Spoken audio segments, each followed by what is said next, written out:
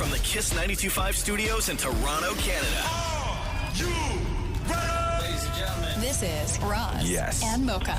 It's Roz and Mocha. What's going on? Hey guys, this is Bruno Mars. This is Selena Gomez. The Chainsmokers. Lady Gaga. Calvin Harris. Celestia Cara. This is Ed Sheeran. You're listening to my boys Roz and Mocha. Roz and Mocha. My boys Roz and Mocha. The Roz and Mocha Show. Between Roz and Mocha, who is your favorite? Mocha. Roz. You guys are so funny, man. Congratulations, Lisa! Wow! You just won $1,000. That's amazing. Y'all just made my entire morning. Keep it up. You guys are awesome, man. This is the Roz and Mocha Show podcast. Podcast news intro. Hey, Mocha. Yeah. You ready? Nope. Oh. Just kidding, yes. Oh, Jesus. Let's do the news. The Roz and Mocha Show podcast. News break. Martha Stewart tells Page 6 that she never wears underpants. I'm with you. I'm with you. Half my week, I don't wear underpants. Hey, man, it's not about you. It's about Martha. I'm just trying to relate, Don't man. ruin, man. Just trying to relate. Saying she only wears swimsuits underneath her clothes. She says, I like bathing suits. I like wearing bathing suits under my clothes just in case I want to go swimming. Wow. That is a life right there. Yeah. She goes, when you're in a moment every single day where it's like a just in case you're going to go swimming? Oh, bro. She goes, bathing suits are my underwear. I don't wear any of that structured stuff. No tight lace, no Skims for Martha. But I do love Skims, she says. I think they serve a really great purpose, but I don't wear those. I only wear bathing suits under my clothes. Hey, Is she a two-piece or a one? You think? Probably a one. A one. Yeah. Right? Yeah. Oh, no, maybe if No, you're 'cause wearing we'll- it as underpants, though, maybe you go two-piece. Huh. Yeah. Because when she was on Sports Illustrated last year, 2 years ago, it was a one-piece, right? Of course. Hold on, let me pull up my photo. I don't album have here. it or anything like that. Shem's got to lift up his sleeve to see the tattoo. Yeah, definitely a one piece. And it was actually, a one. Love Martha Stewart. Me too. The Roz and Mocha Show podcast. Awards shows over the weekend as we get closer and closer to the Academy Awards. It seems like there's a lot of award shows this year. My God. Those were on Netflix on Saturday. Yeah, It was what the was first it? time, Was it the SAG Awards that were on That's Netflix right, more? yeah, streaming live on Saturday night, which is a good day for an award show. Did you watch? The whole thing. Yeah, I used to love the SAG Awards covering them. They were always super fun, man.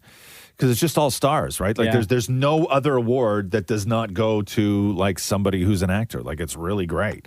So the SAG Awards, this was a great speech. Pedro Pascal winning Best Male Lead in a TV show for The Last of Us. This is wrong for a number of reasons. I'm a little drunk. I thought I could get drunk. And thank you, HBO. Oh my God, dude.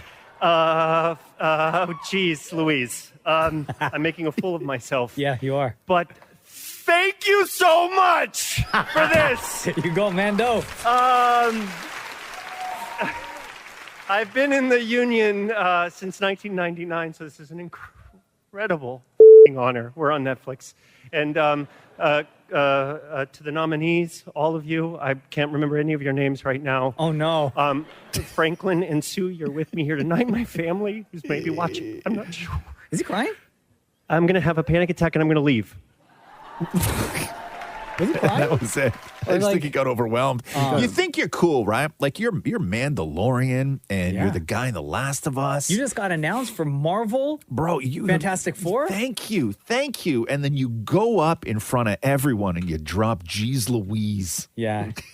There's also a dig at Kieran Culkin when he said he couldn't remember any of the other. Right? Yeah. Trembling fool. They've had a great thing I thought I going could on. get drunk. And thank you, HBO. Like trembling. Geez, Louise. Here, actually, you know what? It's interesting. Maury just brought up the Kieran Culkin thing. There's a clip from him backstage right after he won that, where he doesn't sound nearly as drunk. But they've had this thing. He and Kieran Culkin have had this thing going on for all throughout awards season. Where remember he said he hurt his arm because he was beating the hell out of Kieran Culkin. Oh, and yeah. They've just had this thing back and forth friendly going rivalry. on. Yeah. So where did it actually start? Did you know him before all of this? I did know him. He is the greatest. I can remember years and years ago, Sounds actually, sober, too. him taking one of my younger siblings to a FAO Schwartz in Manhattan, and I was doing a play at Second Stage. I bet you had no idea. I would tell you a long-winded story about my past. But he came up to me and complimented me on the play. He was already famous, having been a lead in a movie called Igby Goes Down. And he approached me in public just to tell me that he doesn't remember this at all. I remember this. And so we've known each other since then. Wow. And it's been amazing to see him in that show, to the point of which I even feel guilty about not seeing his speech tonight. But well, it'll be fine. You're busy giving yours. Yeah, gotta give things a small amount of balance. Are you happy with your speech tonight? I don't remember what I said. I just was very surprised. Oh, well, the internet remembers, bro. So they've had a sort of long history of they get along and all that other stuff. Also, cool thing about it being on Netflix. What's that, Maury? Cool thing about it being on Netflix is everyone was swearing. Oh, really? Huh? Amazing. Yeah. It's amazing. Like, you would think that they wouldn't, even though that you tell them that they could. Yeah. Right? You'd think that maybe they wouldn't, because it's still an awards show. Oh, I would. And you would? Yes. Yeah, really? On Netflix? Yes. Yeah. Okay. Yes. But you're still in the room, though. Like, you're still at the mic getting an award. Like, I don't know if your instincts would just be to, like, swear, like, a lot. Oh, No? yeah, for sure. Yeah. Oh, okay, cool. Yeah. All right, then. Don't put the show on Netflix. No. guys. I wouldn't be comfortable with you swearing. No? Nope. If we were allowed to swear, I would tell you to not. Well, guess what? I wouldn't effing listen. That's exactly what you would get. You wouldn't do it. Your mom listens. Yeah, you so would what? not. There's So no what? way. So what? What are you gonna do There about is it? no. If we put if this show was on Netflix and they were like, guys, you could say anything you want. Oh, Anything you I'd say want. all the words. No, you would all not. All of them. Every single one of them. Guaranteed Yeah. You would not. Every single one of them. Nope. All of them. There's okay. Then let's do something right now. Okay, let's record something. We'll play a song right now. We'll record something on my phone, right? Yeah. And then we'll send it to your mom. Her phone is actually broken. Bro, okay. It's at the store getting fixed. Oh, at the store. Yeah. Okay. We'll use mine then. No problem. No at the- problem. Same with my dad's. Yeah. Oh, and your dad's. Yeah, they both dropped their phones at the exact same time. Well, let's just. Let's just go over to their place after. We'll have some breakfast and They're some not home. profanity. They're on vacation. Without a phone. Okay. Cool. Okay, good show. The Roz and Mocha Show podcast. Back to the award show. The 30th annual Screen Actors Guild happened over the weekend, as did the Spirit Awards, the 2024 Independent Spirit Awards. Adie Bryant from SNL. Oh, I like her. Yeah, she's great. Hey, did you get a chance to see the Jenny Slate comedy stand up?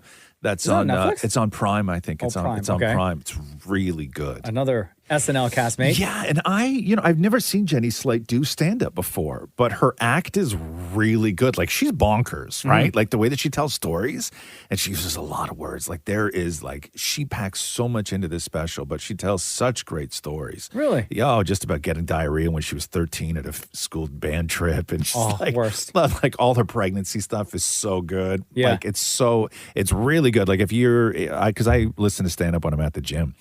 And the Jenny Slate one is really, I've never thought about Jenny Slate as like a stand-up before. Because I only know her from like just skits, right? Yeah. It's really good. Okay. Yeah, it's really, really good. So this is Adie Bryant at the Spirit Awards deciding to roast the audience. First time hosting an award show, I did want to try some of the classics, like roasting some of the celebrities in the crowd. Uh-oh, you getting scared? I know. Who's first? Oh, let's see, from May, December, Natalie Portman is here. Hey, Natalie, you stupid bitch. I'm sorry. I think I'm supposed to try and make it clever. I'm gonna... Oh, wow, Sterling K. Brown, more like stupid K. bitch. And Charles Melton, everyone wants to have sex with you, you stupid bitch. Oh, wow. And let's see, Greta Lee is here. Greta, from Past Lives. Hi, Greta. Greta, you are a slob and a slut and a stupid bitch. Oh, my God. Okay. I'm sorry. I'm not a good roaster. I just know, though, if you're feeling scared, that I only did that to people that I've met or I know or I want to have sex with. That's actually pretty funny. Pretty funny. So good. Okay, do you have a clip over there that I want to play from another awards show? Which one was this on now? I think that this might have been the SAG Awards. It's the Billie Eilish clip with Melissa McCarthy, which is really great because everybody's such a Billie Eilish fan, and Melissa McCarthy just goes like over the top with it. Are they on stage together? They're on stage. Yeah, I don't know whether they were presenting something or accepting something, whatever they were presenting something, but it's and it's always awesome. Like the thing that I love about it, if you do love anything about award shows, it's the pairings of particular individuals, right? Because that's going to make or break an awards show. And Melissa McCarthy with anybody is going to be awesome, but this is Melissa McCarthy with Billie Eilish. Fun fact, I also met you originally in utero because your mom was my first improv teacher. And guess who she was pregnant with? It was you. It was you. Okay. It's true. It's true. Wow, that's a lot. It's a lot. Thank you. Thank you. Whole bunch. Mm-hmm. Would you mind signing my dress? No, I don't want to ruin it. It's beautiful. Oh my God. Thank you for liking my choices. Yeah. So, oh my God. You sign my face. Oh, yeah. Oh, for sure. Okay. I thought you were going to be like, I don't want to ruin your pretty face. All right, so. And did she sign her face? So when you and Phineas are putting down like sick tracks and like hot beats, She signed her forehead? Billie Eilish signed Melissa McCarthy's forehead. Yeah, those two are great together. They should do a Sharpie? movie together. I don't know what it was. Was it Sharpie Mooring? Sharpie, yeah. The Roz and Mocha Show podcast. Down to the Florida Man games. We had heard about these a little while ago, which is whenever you look up headlines for Florida, it's always Florida Man, Florida Man, because they have a public records thing down there where everything is public record. So that's why crazy stuff happens everywhere. You just never hear about it. But because in Florida, everything is public record, that's why you get all these crazy things. But the Florida Man games is what they decided to do. One of the events that I saw was you had to steal a bicycle while on a bicycle. So you had to ride a bicycle around cones while holding on to the handlebars of another bicycle beside you. And we all know how difficult that can be. So tough. It's so tough. But again, it's the Florida Man games. Drinking beer, having fun with our friends, and then jousting somebody. Wild, messy, and hilarious. Alligators, nudity, and drugs. We couldn't get nudity and we couldn't get drugs, but we definitely got alligators out there for sure. Man, honestly, because I love God and I love America, and I'm here to be a Florida man. Oh my God. That is so USA. Right? Because I love God and I love America. But yeah, it was a wild success. Wow. Like a huge success. How many people competed? I don't know how many. Like in the hundreds? Like in the actually thousands? Competed? Hold on here. Let me see if I can find this out for you. In the thousands? I'm going to say hundreds. I'm going to say in the... Hundreds compete is what they said. Okay, Hundreds compete, and they have. I'm gonna say like two something. And everything sort of looks homemade. Like they had them, with like a pugil stick, like American Gladiators. Like it looks like a giant Q-tip, right? Only it's all homemade looking, where the ends are wrapped in duct tape. Like everything about the Florida Man games just looks super homemade. Do they make like? They made them and brought them to. No, like you have to bring your own props. No, I think the organizers. I think the organizers actually put the props together. But like you got to push a like a truck trailer with your hand, like your. Oh yeah. It's just it's stuff like that. Wrestling in mud, that kind of thing, right? Like it's fine. It's so fine. Florida. Yeah, it's fine. It's sort of gross. You want to go next year? Yeah, I'd win. The Roz and Mocha Show podcast. This is interesting. Al Pacino and Noor Al-Fala, they were seen going out to dinner together for the first time since settling their custody battle. If you remember, they had a kid, and then there was this custody battle. Al Pacino, by the way, 83 years old. Noor, 30. Okay? She drove, by the way. Of course you did. That's like the third line in the article. That she drove? She was in the past. She was in the driver's seat, is what they said. And so they had their son, Roman, in June, and then they went through this whole custody thing, and they were ordered to share joint legal custody, but she was going to have primary physical custody, and then Al was also ordered to pay her $30,000 a month in child support, and the judge also ordered Al to pay her $110,000 upfront, and then $13,000, I think, a month for a night nurse. And then to cover any medical bills he also has to pay. And then he's also going to have to make annual contributions of $15,000 into an education fund for the kid. But here's the wild thing. They're still together. Wait, I thought they split. No. What? They didn't split? No, they're apparently still together. This was just like a date night for a couple after having gone through all of that. Apparently, they're still together. That's so weird. Right? This is the weirdest thing ever. Oh, well, shout out to Young Love, man. Right. Who said love doesn't exist? Yeah. Hashtag secured. Yeah, secure the bag. DJ Khaled would be proud. The Roz and Mocha Show podcast. Shane Gillis, there was a lot leading up to Shane Gillis's appearance on Saturday Night Live. So Shane Gillis was cast as an actual cast member on Saturday Night Live a few years ago, and then was fired even before he did his first show. And it was because of comments he made on one of his podcasts where he was making offensive jokes and mocking the Chinese accent and homophobic stuff. But he's huge now, and he's got a massive audience, and he's doing Netflix specials, and he's almost too big to turn down for SNL. And so they had him come out. So here's a little bit of his opening monologue. Thank you very much. I'm here. Most of you probably have no idea who I am. I was fired from this show a while ago, but don't look that up, please. If you don't know who I am, please don't Google that. It's fine. Don't even worry about it.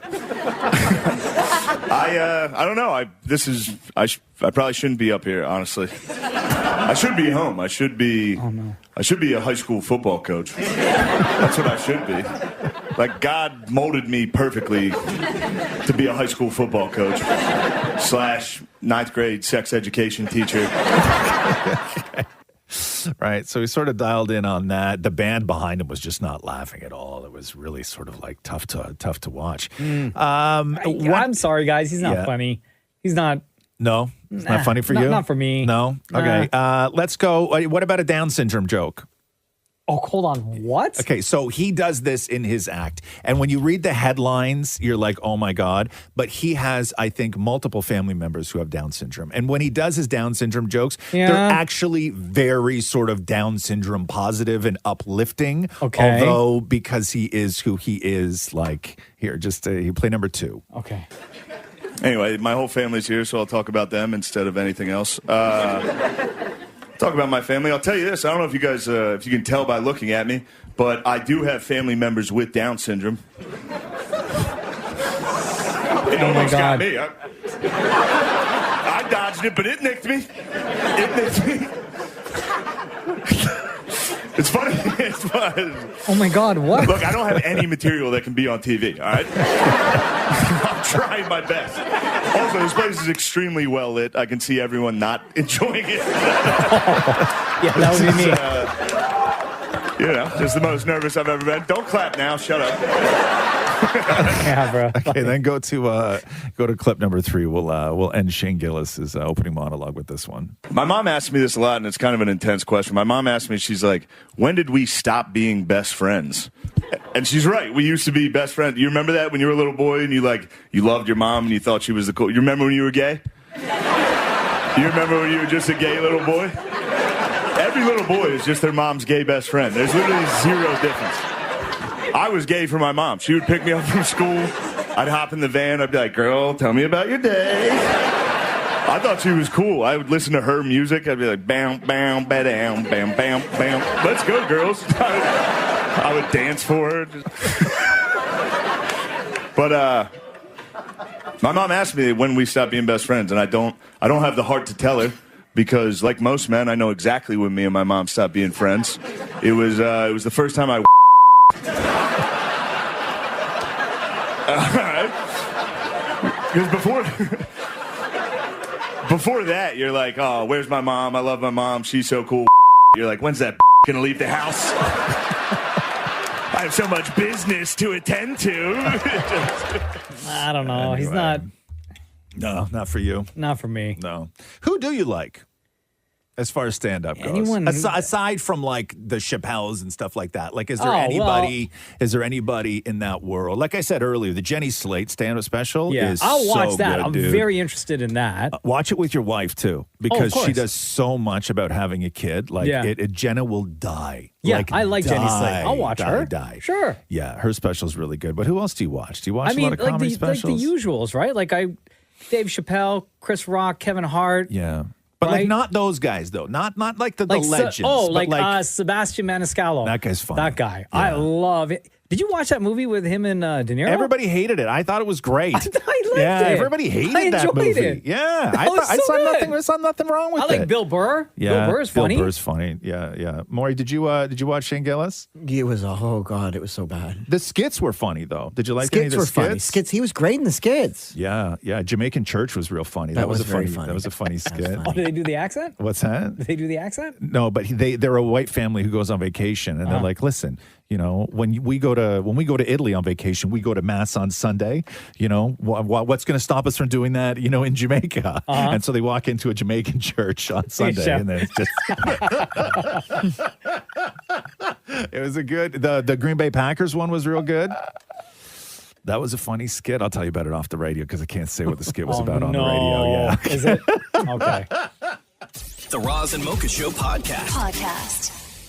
Jennifer Lopez and Ben Affleck going into detail about what sort of broke them up in 2003 right before their wedding. Because if you remember, they were 3 days away from their big wedding in 2003 when they called it off. And here is... Can I guess? I don't know what this clip is. Yeah, sure.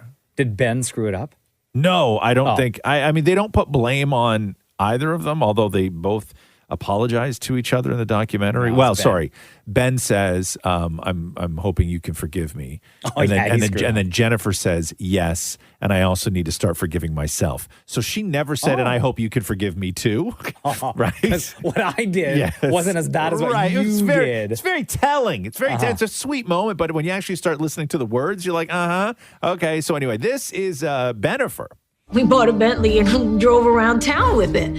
It's like, yeah, take pictures of us. It wasn't that. We were just like celebrating our lives and our love. I had a very firm sense of boundaries initially around like the press. While Jen, I don't think objected to it in the way I did. I very much did object to it. Ben and I, we broke up 3 days before our wedding. And we had like a big wedding plan, like 14 ushers and bridesmaids. And 3 days before, we just crumbled under the pressure. When Shen and I broke up, the catalyst for that was this massive amount of scrutiny around our private life. Getting back together, I said, listen, one of the things I don't want is a relationship on social media. And then I sort of realized it's not a fair thing to ask. It's sort of like, you're going to marry a boat captain, and you go, well, I don't like the water, We're just two people with kind of different approaches trying to learn to compromise. There you go. Did you learn anything? She wants to be on social. He doesn't. Basically. Right? Yeah. But that didn't exist back then, though, No. right? But now, he's always so miserable. It's like, oh, this is going to end up on IG. And then they have all sorts of footage in the documentary of like Jen's like doing stuff and he's standing there filming it, right? He's that guy. Yeah. Babe, film this real quick. I know. Don't you have people for this? My God. The Roz and Mocha Show Podcast.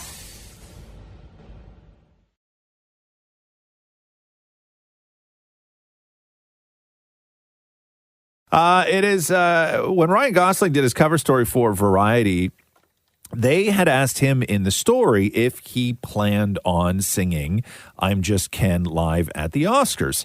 And At the time when the article came out, he had said they haven't even asked him to sing I'm Just Ken at the Oscars. And then they got a hold of Mark Ronson and they said, the reporter asked, if Ryan Gosling doesn't want to do it, would you ever do the song? Because it's nominated with another singer. And he said, no, if Ryan doesn't want to do it, we're not going to do it. But now today it is 100% confirmed, according to Variety, that Ryan Gosling will in fact perform live at the Academy Awards. I'm Just Ken. Now, do you think any of the other Kens will make an appearance, or is this just going to be, or is this just going to be Ryan? Like, will he invite the other Kens from the movie to make a cameo on stage with him? Do they sing in the song? Did they actually sing in the song? No, but they're like supporting. No, I think that what they will probably do is have a bunch of like hot-bodied backup dancers all dressed as Kens. Oh, okay. I don't think they're going to actually use bring the out Kens Alan. from the movie. I know. Yeah, just Alan. Yeah. Michael Cera? Michael Cera, right? Yeah, just have him just stand out there. I was reading a story the other day where John Cena was talking about how, because John Cena played a merman in the movie. Yeah. And, John Cena. And his people were pissed at him for doing it. Why? Because they had said that it was too small of a part. And he's trying to get big leading blockbuster movies, and they thought it was a mistake for him to do it. And he did it, and he did it People loved anyway. it, though. I know people. He knew. Yeah. He knew. For that brief moment in time. Yeah. Yo, that movie that he's in with, was it Zac Efron, the one that's coming out? Ricky Stenicki? Yeah. Yeah, it looks so funny. I love John Cena. In these comedies, he's so good. Yeah. The Roz and Mocha Show podcast. So Madonna, during her tour, she does a video montage during Live to Tell, which she shows a bunch of people who have died of AIDS. Mm-hmm. And on Saturday night, they switched up the montage a little bit, and they added a photo of Luther Vandross. Okay. The singer. Yeah. This was in her show in Sacramento. And then Luther Vandross' family heard about it because he passed away in 2005. And they said Luther Vandross died in 2005 due to complications from a stroke suffered 2 years earlier. They go on to say, while we appreciate Madonna's recognition of those lives lost to AIDS, Luther was never diagnosed with AIDS or the HIV virus. We're not sure where she or her production team received false medical information claiming otherwise. So Madonna pulled it down. Like, how does that happen? What you doing, Madonna? Like, how does nobody in her organization, or people who are putting together that montage, they don't research? But I could understand maybe it was done at the beginning and they worked on the montage when they were working on the production. But Luther was a recent ad. So they found out recently that Luther Vandross died of AIDS, which he did not. Mm-hmm. And they decided to just add him. Do you think it's because in the 80s, during the AIDS epidemic, he lost a ton of weight and there was rumors about it? But he died in 2005. But unless somebody read this article from the 80s. But were they all just sitting around going, oh my God, we forgot Luther. Yeah. And nobody bothered to look it up? Yeah. Even You Wikipedia. gotta double check those things though, you know? Especially something as serious as this. Yeah. But maybe it's just one of those things where every, one person said it and then for 20 years, everybody's just been like, oh yeah, They poor just believed Luther the died. rumor. Yeah, they just believed it because nobody bothered to check. Uh-huh. But according to his family, he never had HIV or AIDS. Never died from that. Look at Shem. Loving this moment, eh? No, what a voice. My dad used to play this, man. Oh, for your Still mom and does. stuff? Yeah. Oh, on trips to New York. Guys used to make love to stuff like this. I would make love to this You song. could? What? Knowing that your dad... Oh, Shem. Come on, you didn't have to make it. You didn't have to make that correlation, bro. Come on, Shamroy. Come on, Knowing man. that your dad loves this song and plays this for your mom, you would listen to this and make love? Come on, Shamroy. You can't freak to the song your old man freaks to. Dog. Guys, I said he plays the song. I ain't saying nothing about him and my mom freaking. All right? Oh, yeah. The Roz and Mocha Show podcast. Everybody's clowning on Bradley Cooper for this interview that he did a while ago, and I guess the clip is resurfaced. So we all know that he did the Maestro, the Leonard Bernstein movie, and he was like a huge fan of Leonard Bernstein and all this other stuff. So he was doing an interview with Leonard's family, the late Leonard Bernstein's family. And I guess like he's going on and on about like how much he loves him and this connection that he had and everything else. But like Leonard Bernstein died in 1990, and the way that Bradley Cooper talks about him makes it seem like they were best friends, and so people are clowning on him for it. You miss him? Oh yeah, man. What do you miss about him? It's hard to talk about. I don't know, we shared something very special. It's hard to even articulate. But he was with me certainly throughout the entire time. His energy has somehow found its way to me that I really do feel like I know him. He died 35 years ago. That big Len energy, huh? Right. Yeah. Like it's in a my bit, veins. It's a bit much, right? Oh, a little bit. Yeah, I miss him. We shared something. What did you share? Nothing, That's man. weird. Connection. I get it. I get that. I get all of that, right? You do so much research on somebody, you feel like you know them. Method acting. But you're stuff like sitting there with his family doing the I really miss him. No, the family's like, no, guess what? We miss him. Like, it's weird when Bradley Cooper's the one crying and the family's not. Like, right? Hold it together, man. Thank you. Anyway, so that's why they're clowning on Bradley Cooper for that. The Roz and Mocha Show podcast. There was a shooting outside Toronto hotel, the Bisha Hotel this morning, 3 a.m.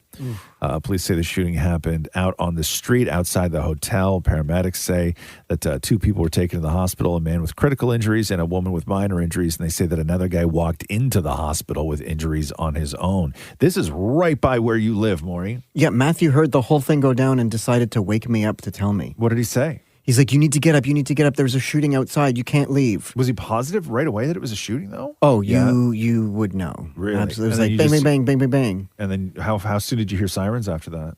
Oh, you could hear them when he woke me up. I could hear tons of sirens. Oh, my God. I'm going to put Matthew under so much stress right now. So much stress. So wait, so what you're saying is Matthew, your husband, who lives like 1 block away from the Bisha, says that he saw everything? No, heard everything. That's not what you said. You said he said that he saw everything. No, heard everything from the bedroom window. No. That's not what you said, though.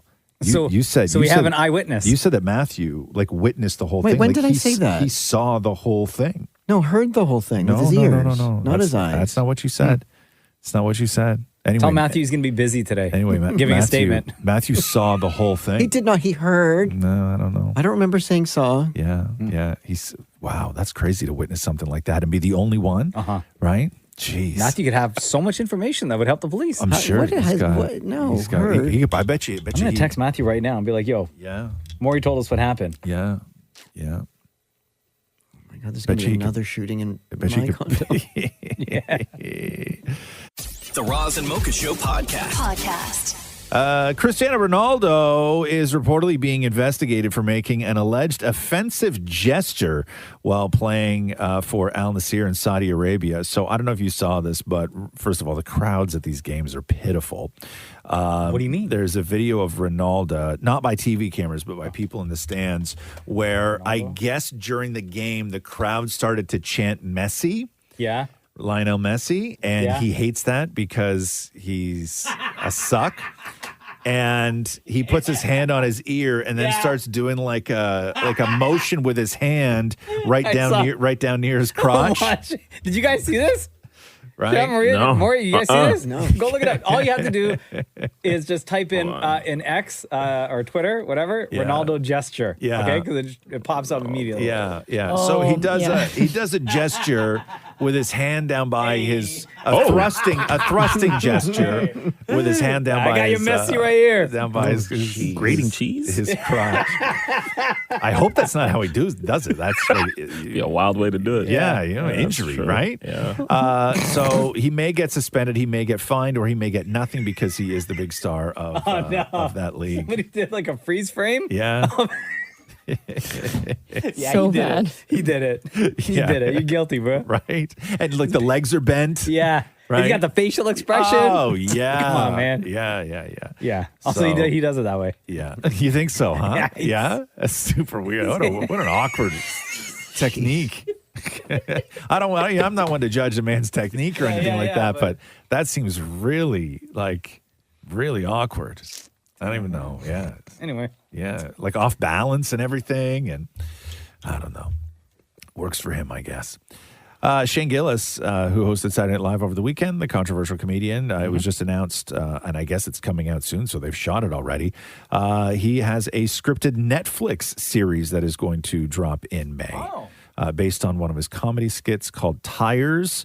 It's about a nervous and unqualified heir to an auto repair chain who attempts to turn his father's business around despite constant torture from his cousin and now employee. So that is what that sounds boring. The show's about. Yeah, sure. Watch, it'll be a huge hit. I'm going to love it. I know. It'll be like my favorite show ever. It's going to be dirty, though. Yeah. I watched the pilot for it, like his skit for it. It's really dirty. Oh, okay. Yeah. Like very dirty. But who knows how dirty it'll be on Netflix. But anyway, let's all do the Ronaldo, shall we? Hey, I got your Messi right here. The Roz and Mocha Show podcast. Apparently, Gen Z women, to them, the hottest thing is a guy who gives off baby girl vibe. What? So this started when Jacob Elordi was hosting SNL, and Renee Rapp and Bowen Yang. You know when they do those promos where they just stand there and they just say nonsense? They're like on the set where they do the monologue. Yeah. So this was Renee Rapp and Bowen Yang letting Jacob Elordi know that he has baby girl vibes. Hi, I'm Jacob Elordi, and I'm hosting SNL this week with Renee Rapp. Renee, you were so right. He is so baby girl. I know, that's what I said. He's so baby girl. Me? I'm a baby girl. So what's Renee? Oh, I'm mother. And I'm big wrinkly son. So Pedro Pascal and Timothée Chalamet are also said to have give off baby girl vibes. The term has recently been adopted as a term of endearment to include a very specific type of hot guy. A guy who is baby girl, they say, comes off as sweet, charming, a bit bashful, and seemingly in touch with their feminine side, ready to talk about their feelings and carry a purse to brunch at any point. They say it's exactly what women want men to become, the antithesis of toxic macho masculinity. So you're baby girl. Oh, God. Stop it, guys. I'll just grab a purse real quick. So let me tell you where this all goes to hell. Here we go. And why you Gen Z women need to just pump the brakes a little bit. Here we go. we go. No offense, Maria. Please tell us. Okay, So- hold on. Wait. Okay.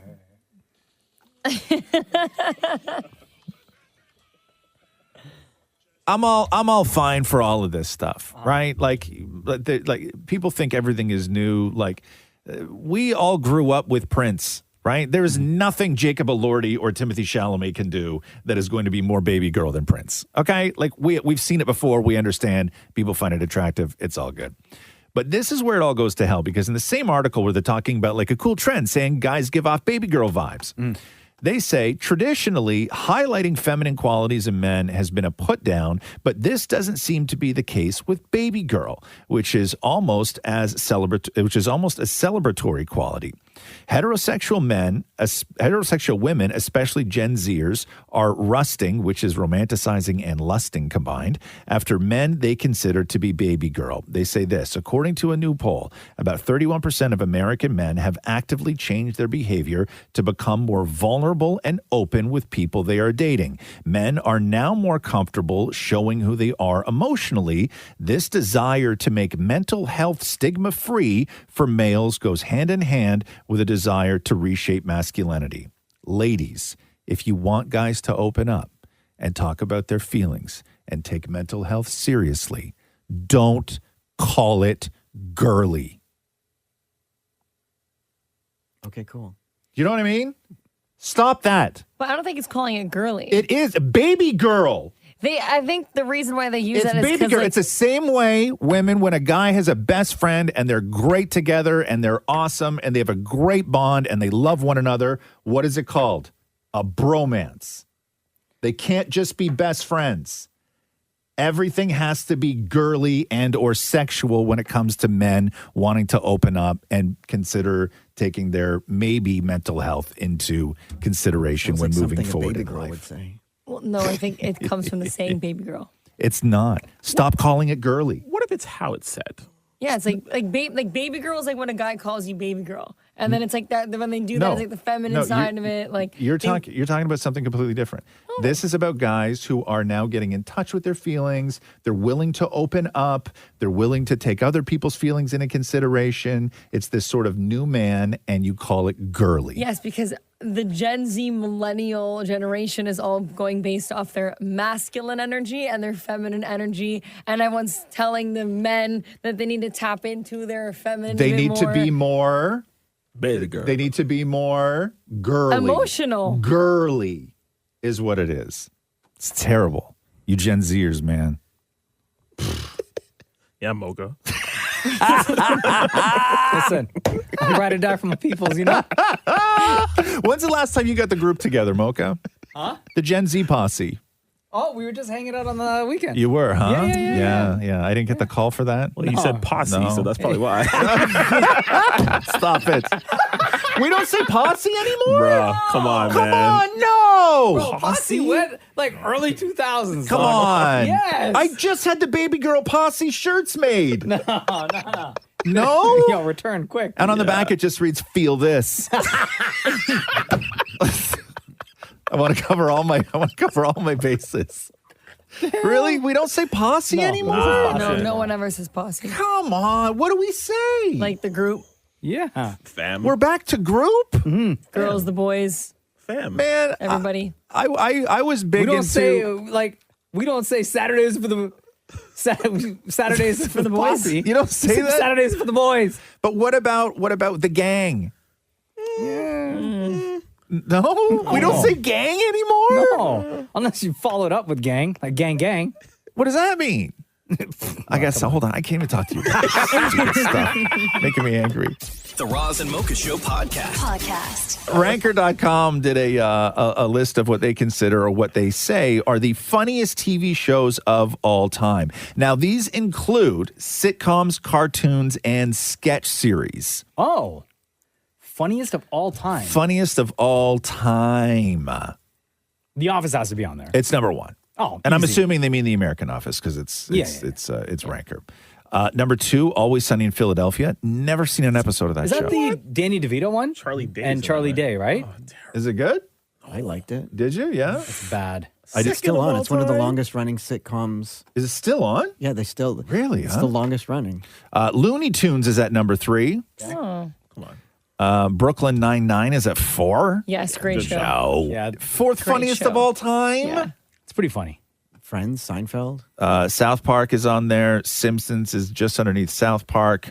And Family Guy on there? And then Whose Line Is It Anyway? Come on. Modern Family's at 9. Oh, Married with sick. Children is at 10. Family Guy is 11. Tom and Jerry is 12. Seinfeld 13. Fresh Prince 14. Mr. Bean sliding in there at 15. Maury brought up Friends. Well, yeah, is Friends on here? No, not on this list. Friends is not on the list? No. This list is fake. Malcolm in the Middle, 17. Chappelle's Show at 18. That yes. is unbelievable. It should be higher, right? Sam? So much higher. 19 Only is 2 seasons, though, bro. Home Improvement, and then Futurama is in there at 21. Home Improvement is on there? Sorry. Yes, Home Improvement. Hold on. is on Home there. Improvement No, does not outrank Friends. Malcolm in the Middle. Malcolm in the Middle is a great show. I know, I love that show, but over Friends? Yeah. They need to add the new Ted on that list. Also, No Key and Peele, which I really love a lot. I think that show's funny as hell. Great show. What, Mad TV? No Mad TV, no Saturday Night Live in their top 20. I know, but they've been doing shows since 75. How about Martin? Is my Martin? Yeah, Hold on, let me check. No. So mean. The Roz and Mocha Show podcast. Going through the story of Miley Cyrus's mom, Tish. So Tish last year got married to Dominic Purcell from Prison Break. Oh, okay. The brother who was in the joint, and then the other brother got himself put in the joint. He had the map tattoo and all that other stupid stuff. Bro code. Yeah. So Tish is married to Dominic Purcell, and when they got married, Miley was at the wedding, but Miley's brother Brazen and sister Noah were not at the wedding. Noah's 24 years old. And the story that's being floated right now is that Noah, who's 24, was the one who was dating Dominic Purcell. And then Tish came in and stole her daughter's boyfriend and married him. What? That's the story. Yo, cuffing season took a turn. Right? Yo, your man just got took. Yeah, your daughter's boyfriend. But also, she's 24, he's 54. Oh! Right? Nah. Yeah. That ain't it. Yeah. And then the mom comes in and is like, no, you can't handle that. Yeah. Just put you in my pocket. Right? Go play. Wow.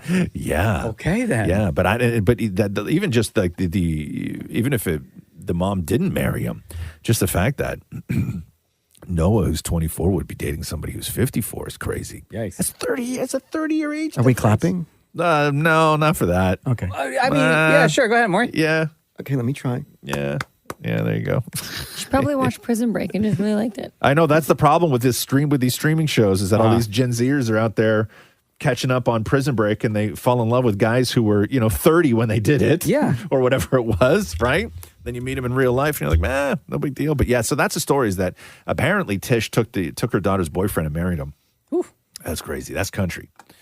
The Roz and Mocha Show podcast. After a decade of work, Apple is reportedly giving up on its ambitious efforts to create an autonomous electric car. So I know. iCar? No, it was because remember it was Project Titan. They've been developing this thing for like over a decade. Oh man, I was excited for this. They had 2,000 people working on the team to develop the car. Yeah. And there's going to be layoffs, and a lot of those people are going to shift to Apple's generative AI efforts instead. So they're going all in on AI and have completely abandoned the idea of doing an electric car. Well, Apple will just take all that tech that they've developed or tried to develop and just sell it to other car manufacturers, right? No. They won't do that? No. Zero or chance. portions of because it? they hired the chief designer from Tesla away from Tesla at the time. Oh. To do that. Yeah, so they're not going to sell. They won't sell anything. So right now they're putting all their efforts into their AI platform, which will be called Ajax. Okay. Yeah. Is that a cool name? As in Ontario? As in the cleaning product? Yeah, I guess. I don't know. Ajax. I don't know. Okay. The Roz and Mocha Show podcast. DJ Khaled getting slammed online. So he showed up he had to do a show and there was sand everywhere, right? Like it was a sandy sort of beach thing. And he got out of the car and he didn't want to mess up his Jordans. So he had his security guards pick him up, Khaled, pick him up and put him in the back of a flatbed, like a pickup truck. Then when the pickup truck drove to the stage, they picked him up again and put him on the bottom stairs so he could walk the 6 steps up to the stage. Here's Khaled. I don't want to get my Jordans dirty. Can I get everybody to help me? Please, everybody help me. Get on the side. Thank you, brothers. I appreciate it. Oh, man. You want to get in the back? Can't mess up the chains. Okay. Yo, them, oh, shit. Here we go. Okay, I'll clap. I applaud that those flex. security guards are struggling. They're struggling. To pick him up. One of them almost dropped him, too. Did they have to carry him afterwards back to the car? I'm sure they did. Oh, of course they did. I'm sure they did, yeah. But that's that's a flex, right? Oh, big time. That's a flex. Don't you remember like a couple of years ago where that photo came out of Drake like at his place before he gets into his car? Somebody was like tying up his Air Force Ones Right. for him? Yes. Yeah, tying his shoes. My God. Whatever, man. If I had money. I saw a video that these guys posted online where they went to they were at Sky Zone. Mm-hmm.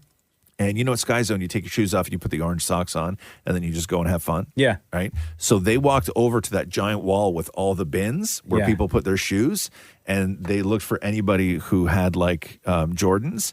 And they took them out and bent the toe all the way up. And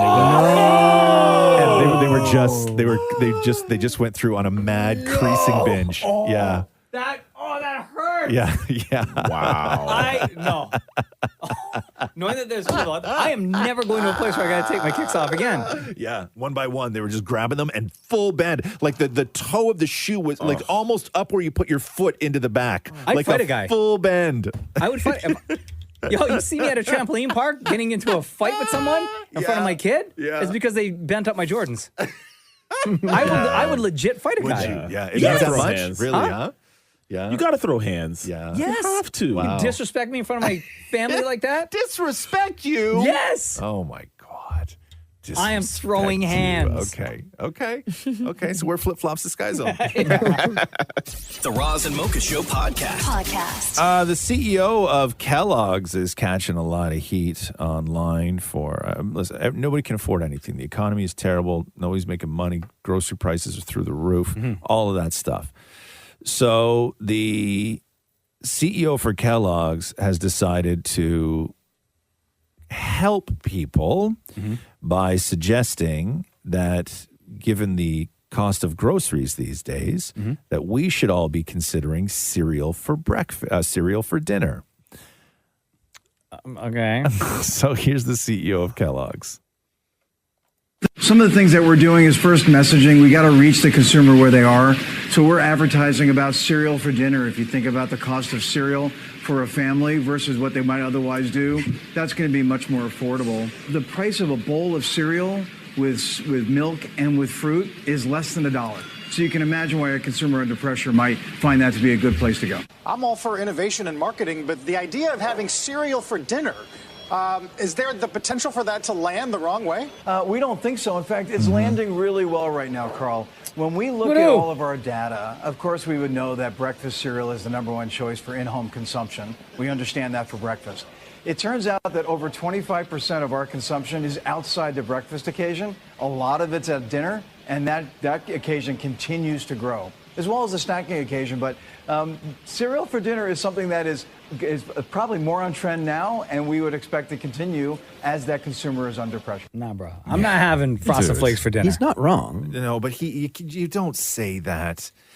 A CEO of a company can't come out and say, hey, listen, I know you're all going through it and nobody can afford to do anything, and then build an entire marketing campaign around Kellogg's for dinner. They made commercials. Play the commercial. When I say cereal, you say dinner. Cereal. Dinner! Cereal. Dinner! Chicken! You can have the night off, chicken. Okay, I'll go marinate. Cereal. Dinner! Cereal. Dinner! Come on, they got Tony the Tiger doing it. I know. Tony's now doing it. Come on, Tony, you flipped on us? Yep. Another CEO who's catching a lot of heat is the guy who runs Wendy's, because it was announced that starting in 2025, Wendy's is going to be rolling out dynamic pricing. What's that? Dynamic pricing is like what they do with Uber when it's busy. Surge price. Surge charge? Price. Yeah. Surge charge? Surge price, yeah. But dynamic as well. So it's like concert tickets. When it's based on the demand, the price goes up. Oh. Right? So I don't like that. No, but also depending on the day, then it should go down, right? Yeah. Like if it's a low time, but it won't. It's only going to go up. So what you'll see is they're investing so much money into AI and digital menu boards that when you pull up to the drive-through, the prices are going to be adjusted in real time. So when things are super hot or things are like lunchtime, you're going to see the prices fluctuate. Is what they versus if I go and get my crispy chicken at 2 p.m. Right. Yeah. No, so that's what you're going to see. Last year, Wendy's started testing an AI chatbot at the drive-thru, and they were bragging that they didn't need human intervention in around 86% of the orders it took. Okay. So Wendy's now will be like AI-run digital boards with dynamic pricing, and you'll never really know what something costs. And when you're at the drive-thru, you'll most likely not be speaking to a human being. So your order could be expensive and wrong. Correct. Well, Yeah. However, this is not happening in Canada, they had said. So there are currently no plans to introduce any of this into the Canadian restaurants. So this is all just down in the States. I don't know how you feel about that. So normal price for your Baconator. Yes. No, just give me one price and have that price round the clock. I agree. Okay. I agree. Also, like, I just feel like a human interaction is nice to have in Oh, a no, drive-thru. no. I'm all for the really? for the chat out at the Yeah, drive-thru. but then you're also taking jobs away from people. Listen, yeah, sure. Yes, I get that. I want Well, it everybody is to have somebody's a job to program that computer. Right, yeah. So yeah. you're creating jobs? Yeah. Yeah, but you program it once and it's done. Nah, there's updates. Yeah. Yeah. Like somebody comes in and hits enter? Hey, what about Yeah. the teenage kids that work at? They need money. I know. Well, teenage kids in cities, when you get to the small towns, it's all old people. Yeah. Every job that the retirees we get bored at home, like, I need a part-time. Yes. They're going to make them stay at home because they can't work at any of those places now. Yep, that's exactly what it is. The Roz and Mocha Show podcast. Adele has had to postpone 10 shows of her Las Vegas residency. Adele? What happened? She has a problem with her voice, and I guess the doctor advised this. She said, sadly, I have to take a beat and pause my Vegas residency. I was sick at the end of my last leg and all the way through my break. I hadn't quite gotten the chance to get back to health before the shows resumed, and I'm sick again. Unfortunately, it's taken a toll. So if anybody has tickets, basically it's every show through March. Oh. So it's the 1st, the 2nd, the 8th, the 9th, the 15th, the 16th, the 22nd, the 23rd, the 29th, and the 30th. So she's taking March it's- off. Yeah, so she's basically taking all of March Postponed or canceled? off. No, it would just be postponed. Like, if you have postponed your tickets because to be- it's not a tour; it's just a residency, It right? would be canceled if you're only there for the weekend, though. Yeah, yes. So they'll. But that move just those. sucks for people who That's obviously the problem with Vegas, everyone who right? books your Vegas weekend to go to this show to now like rearrange with like work and And like, what are you going to do? You got to because it's too late now to cancel your trip to Vegas. Yeah.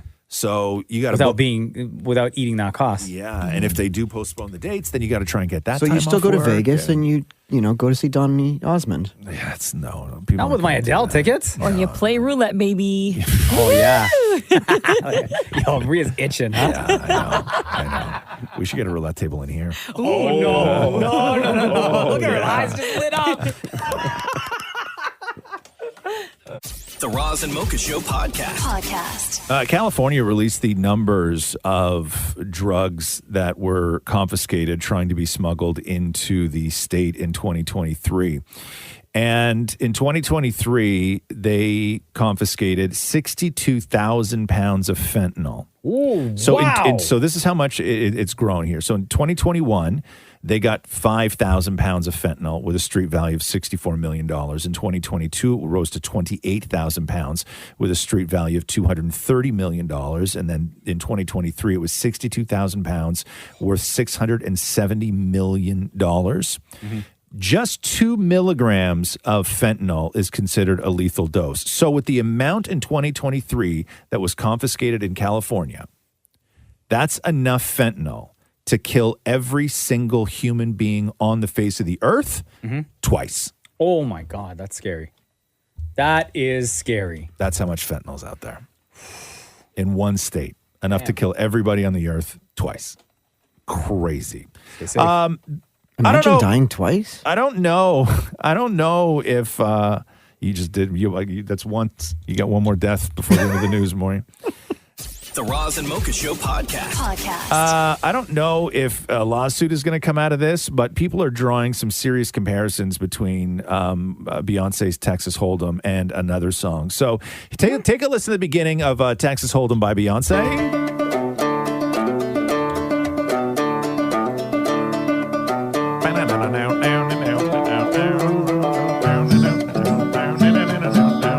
Good, right? This ain't Texas. Okay. Now, the song it's being compared to, and some people are saying it's a little too close, is the theme song for Franklin. The turtle? Yeah. Oh. Hold on. Whoa. Wait a minute.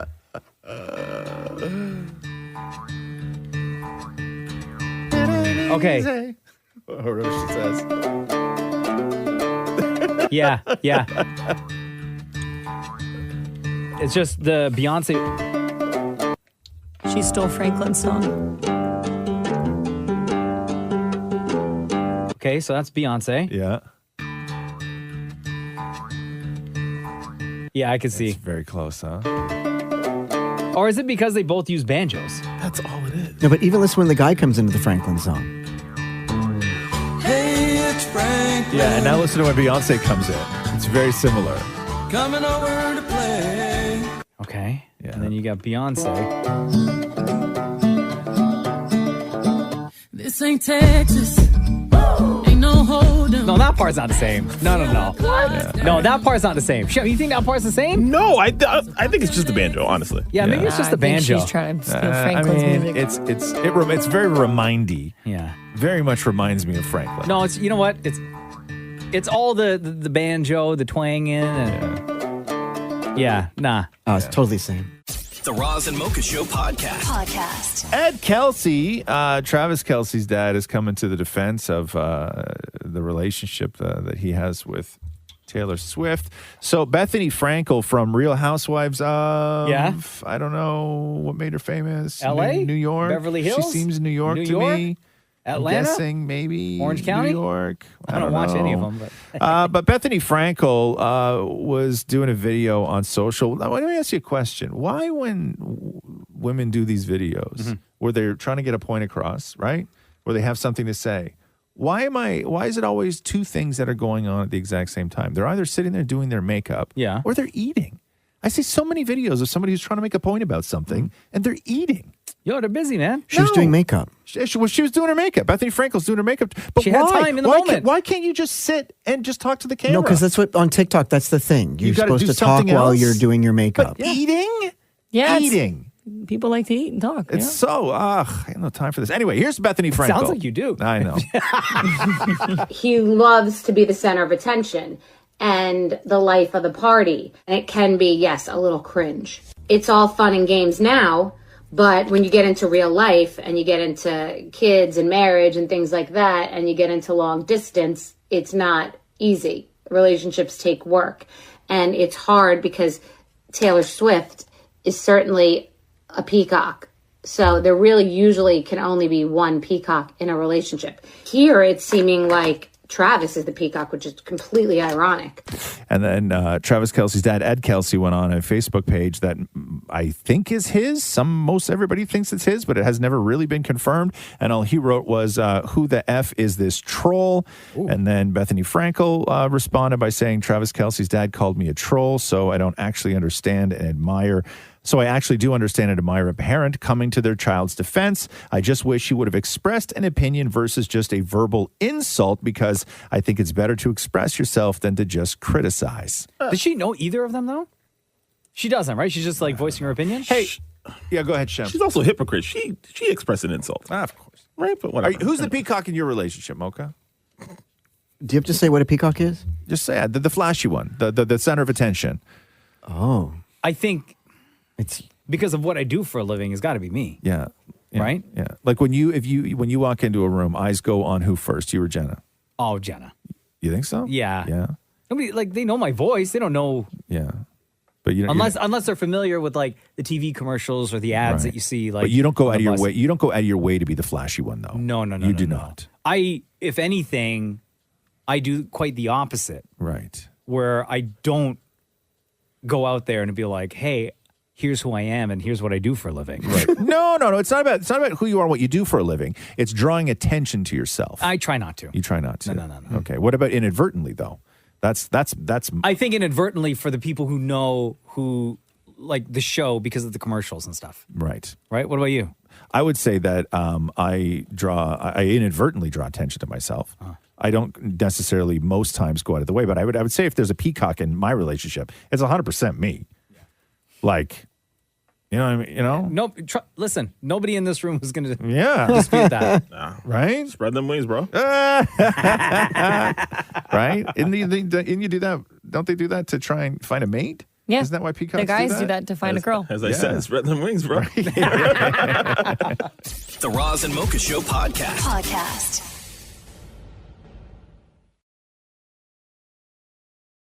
Yes. R.I.P. Richard Lewis. Oh. Richard Lewis passed away, a heart attack. He was 76 years old. Great comedian. I think he had done Letterman like 45 times or something like that. Wow. And he was Larry David's best friend, both in life and on Curb Your Enthusiasm. Oh, I didn't know that. Larry David's statement yesterday reads, Richard and I were born 3 days apart in the same hospital.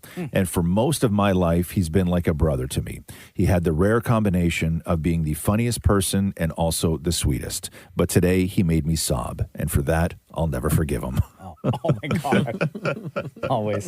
And it's with the crazy jokes. because there was a clip, there was a scene in Curb that was just like a week ago where they were arguing because Richard Lewis put Larry in his will and Larry didn't want to be in Richard's will. No. Yeah, In so the here, show? yeah, in the show, yeah. I have better news for you. I'm leaving you in my will. I'm tweaking it, and you're in it. No, don't do that. It's done. You're in. I don't want to be in. I have money. I don't need it. Give it to someone who needs it. When I die, I want you to know how much I care about you. I'm not going to keep it. I'm going to give it to charity. You're my best friend. You're getting it. No, I'm making a Sherman-esque statement about the will right now. I'm sick of your historical references.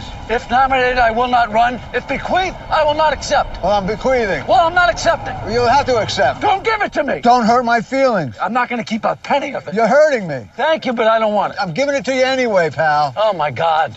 You. Now, do you think in real life, Richard Lewis put Larry David in his will? So much of that show is taken from things that happened in real life. Because Larry David's now going to be asked about that. Yeah, like do At you know, some point. like there's the scene in because George in Seinfeld was based off Larry David, right? And it took who played George again? What's the guy's name? Jason Alexander. Jason Alexander. It took him a while before he realized that the character he was playing was Larry David because what happened was, remember the episode of Seinfeld where George quit, right?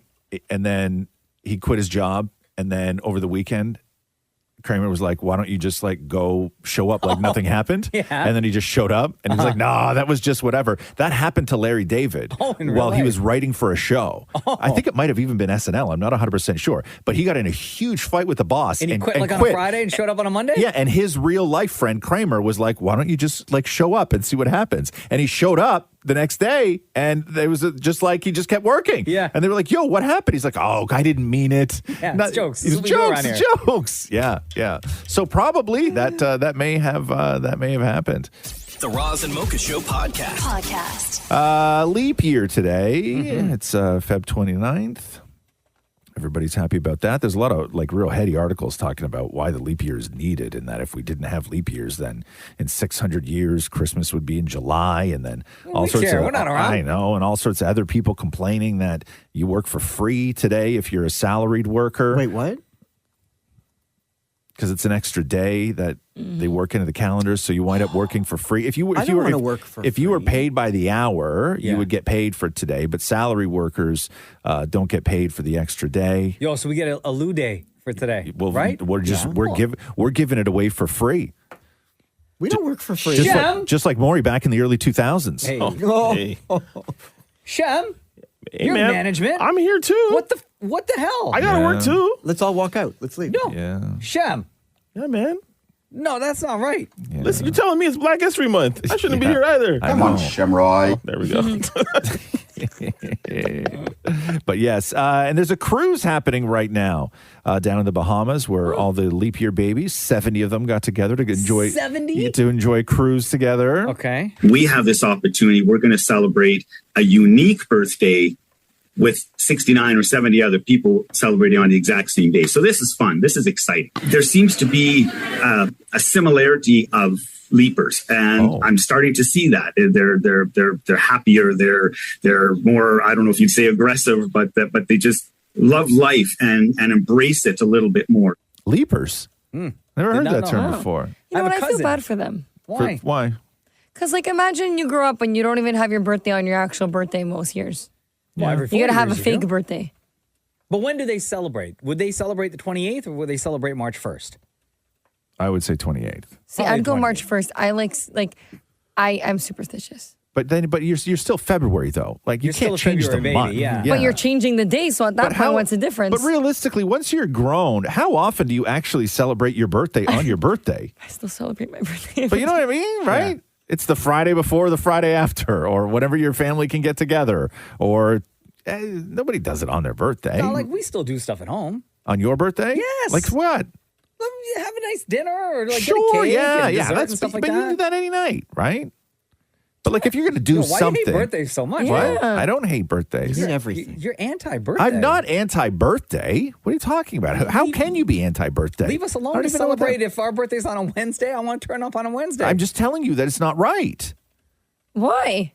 Most people on their birthday don't celebrate it on their birthday. Yeah, maybe you get a card, right? But if you're going to do something, Well, the right way to do it is you celebrate on your birthday and then you go out on the weekend and celebrate it again with your friends. But that's the Thank you. celebration. When you get together with your friends, that's the celebration. But you're That's still the celebrating birthday. your birthday, so it's still the same thing. And it's what you're agreeing with me. No, I'm not. Am I? Yes. Am I? The Roz and Mocha Show podcast. The Willy Wonka experience in Glasgow, Scotland is still like so huge online. They're calling it Firefest for kids. Oh my God, amazing. So it's the Willy Wonka chocolate experience, and they promised this like wonderful fantasy land, like go inside and enjoy Willy Wonka's factory and all this stuff. Yeah. And then when the kids and parents arrived, it was a near empty warehouse with really like terrible looking props just scattered all over they the got place. like inflatables from like Canadian Tire. Type Barely got inflatables. It was a lot of black curtains with one mirror, and then somebody dressed Like up picnic tables, right? to scare the kids. Picnic tables, and kids received after the experience. The story was one jelly bean. Kids were crying, parents were screaming, and the police were eventually called because of the amount of parents who were demanding a refund. But here is the guy who actually was hired to play Willy Wonka. We were told on the experience to hand out a jelly bean, one jelly bean per child, and a quarter of a cup of Tesco's own brand lemonade. Oh my God. That was what the children got. No chocolate. There was no chocolate to be had at this chocolate factory, which I really think they missed the trick, because if there's ever an event to sell chocolate, I'd say it was this one. But no, they went with a single jelly bean and a quarter of a glass of lemonade. It's not Willy Wonka's lemonade factory, bro. Have you seen the pictures of this place? Yeah, horrible. Horrible. And the one, the lady that they had looking like a Oompa Loompa. Yeah. Sad, like depressed. I know. Depressed. I would Yeah. throw hands. Absolutely. Yeah. Give me my money back. The Roz and Mocha Show podcast. The reboot. Were you a fan of the Naked Gun movies? Yeah, they're Yeah. fun. So the Funny. reboot finally has a release date, which is July 15th, 2025. Taking over the role of Detective Frank Drebin will be Liam Neeson. Oh, Amazing. Yes. Yeah. Okay. The comedic chops on that guy. Right? No, he's perfect for it. You're right. Very, very much looking forward to that. So that'll be great. The Roz and Mocha Show podcast. Tish Cyrus was seen for the first time since the scandal broke that maybe she stole her daughter's boyfriend. She was driving out of a parking garage when the paparazzi were there, and her windows were up, and they didn't ask anything, and she didn't answer anything. But the story, for anybody who missed it, Tish Cyrus, who is Billy Ray's ex, Miley Cyrus's mom, the story is that when she married Dominic Purcell, the actor, who's 54 years old, the story is that she stole Dominic from her 24-year-old daughter, and then got hooked up because Noah and the brother Brayson were not at Tish's wedding. And then there was another source that said Miley actually hired security for her mother's wedding in case Noah tried to crash the wedding. Damn. So she wasn't even allowed in, not let alone Is anybody not being opposed? invited. I know! Right? That's my man. And I don't know what's going on the other side, but now a lot of people are pointing out the fact that when Miley was at the Grammys a couple of weeks ago, she thanked her mom Tish and her sister Brandy, but not her dad, not Noah, not any of the other kids. She only thanked two family members. And then remember, she was like, am I leaving anybody out? No, right? Yeah. Trauma for your right. So I don't know what's going on in that family. Do you guys remember a few years ago, didn't Diddy do the exact same thing? his kid, one of his sons was dating someone. Yes. And then Diddy came in. Yes, right. And scooped her up. Right. I forgot about that. Yeah. I mean, there's a lot of things he's in the news for right now. Back, like, I don't know how many years ago. It was Lori Harvey, wasn't it? No, it wasn't Lori Harvey. Yeah. His son was dating Lori Harvey, and then he rumored that he was dating Lori Harvey. I think it was. You're right. I think it was Lori Harvey. Yeah. And then Michael B just beat them all to it. Yeah. Right? Yeah. And then Michael B wasn't even enough. Yeah. Is she dating anyone now? Lori Harvey? I don't think so. I think Damson something is his name. Yeah, she's dating somebody. Damn. The Roz and Mocha Show podcast. Today's the day in Ontario that gambling ads will no longer feature any celebrities, former athletes, anybody like that. Even if you are retired, it doesn't work. Stop blowing up my phone, everyone. All these companies reaching out. Former athlete. You want to... Officials have said make some extra bucks? That the move aims to, quote, help safeguard children and youth who can be particularly susceptible to such advertising content. So you wouldn't be allowed to do it. I know. Can't do it. I can't. You just said. No. List. I know. Run the list again. Anybody, if you're well known, celebrity, former athlete, anything. Former athlete. You can't do it. Former athlete. Retired, yes. Retired from what? Athleting? Yeah. All of it. All Everything. Athletics. Yes. Retired. I can't. Sorry, gambling sites. No? No. Won't throw a ball with your boy? No, you can't. I mean, No? yeah. That's tough. Oh, okay. Just like I just don't compete anymore. Oh, okay. Yeah. You know? Yeah. Right. Retire on a high. Yeah. Right, John? Can't relate. Sorry. I thought you were one of those dads where you're like, you want somebody to throw the ball back at you? There's the garage door. The Roz and Mocha Show podcast. Rebecca Ferguson, who is just awesome. She's in the new Dune movie. I love her from... Did you ever watch Silo? You never watched that show, Silo. Did you get around to that, Shem? I did. I love Silo. It's on Apple, right? Apple. Yeah. Yeah. So she's just awesome. Yeah. And she was sitting down doing a podcast interview where she was talking about one of her co-stars and how much of a nightmare they were. Didn't say the movie, didn't say who. And tells the story of how she had to handle this individual on set. So listen to this. When do you think you've been proudest of using your own voice? I did a film with an absolute idiot of a co-star.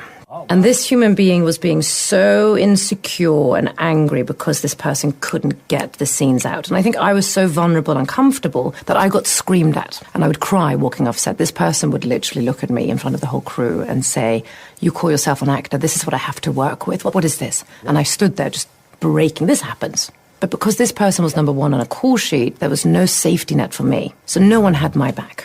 And I remember the next day I walked on and I said, "You get off my set."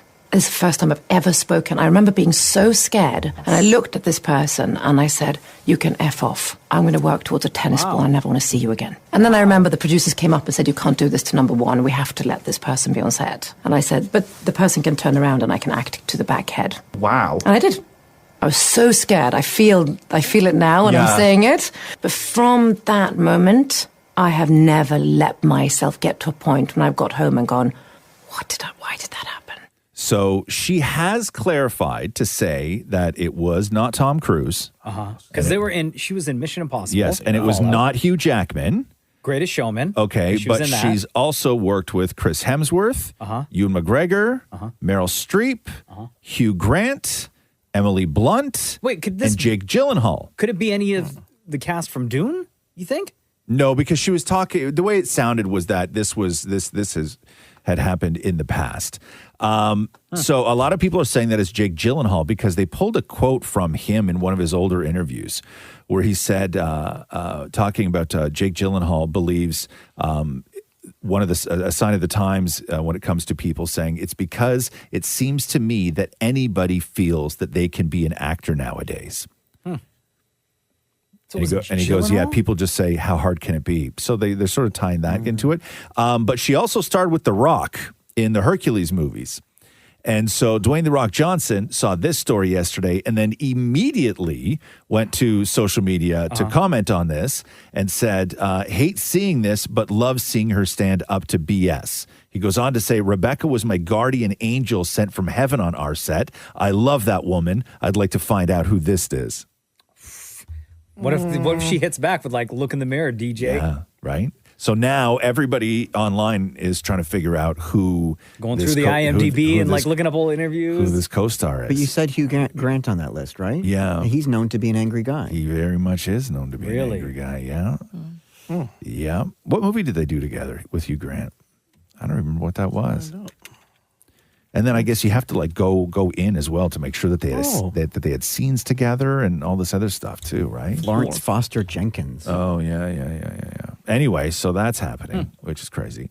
I don't know what's going on with Justin Bieber and Haley Baldwin, but they took their Cybertruck to church the other day, and then Stephen Baldwin, Haley's dad, posted a picture. And he wrote, Christians, please, when you think of Justin and Haley, take a moment to offer a little prayer for them, to have wisdom, protection, and draw close to the Lord. And so the dad writes this, and everybody's like, well, what is that? What's going on with them? Yeah. Like, what's going on with Haley and Justin? I haven't heard anything. Is anything going on in the church world, Shem, that would make its way to you? I'm going to text my minister right now. Yeah. Find out. Well, it wasn't in the newsletter? No. Would have been a message from God. So I don't know. I've heard some things online that like they're trying to have a kid. And they can't. Okay. So it could be that. Maybe that's what it is. Bieber's birthday is tomorrow, too. Is it really? Yeah. 30. Maybe. He hasn't posted since February 15th. Yeah. Maybe. Could be that. Huh. Interesting. I never thought about that. But you don't hear about that. Like you don't get that in the newsletter, Shem? No. And sometimes when I sit and pray, I ask about the Biebers. You do? Yeah. Did you? Yeah. What normally do you want to know? Like big life things or just frivolous things? Frivolous. Yeah. Yeah. What do they eat for breakfast? Yeah, I would be curious about that too. You know? Yeah, I really would. I interviewed Justin Bieber one time, and I didn't know, but the executive producer of the show I was working for made a deal with the record company that I wouldn't ask any personal questions. And, great. And it never that message never got to me. Right. And so I only asked personal questions. And I remember Which era of Bieber? Like, do you remember how old he was? It was I'm trying to think. Like rebellious era?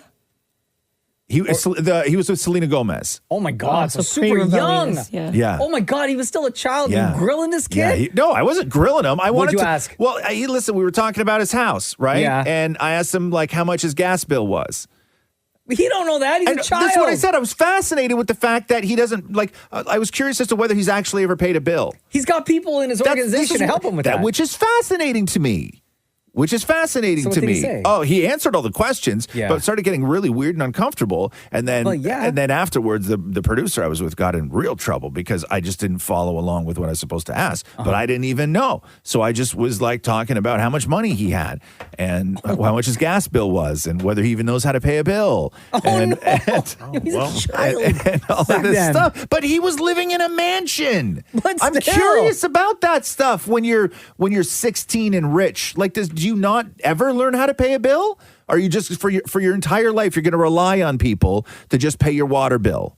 Wouldn't that like? be Do you ever learn? Yes. Okay, I don't know. At that age, when he started out, he was like a child, literal child, right? He's 13 years old. Yeah. So of course he's going to have people, right, who work for him, right, with him, right. Don't worry. Right. JB, you just concentrate on the music. You just concentrate on the celebrity life. We got everything else handled. Right. And when he was younger, there was nothing Bieber loved more than bossing adults around. Oh, like he was the boss. And just, of course, he was the money machine. No, I know, but like telling them I was in the room one time where somebody in his entourage was about to eat lunch off the table and told them to take something off their plate because they shouldn't be eating that. Oh. A grown-up. What? Like a grown-up. Yeah. Wow. Yeah, and they took it off their plate.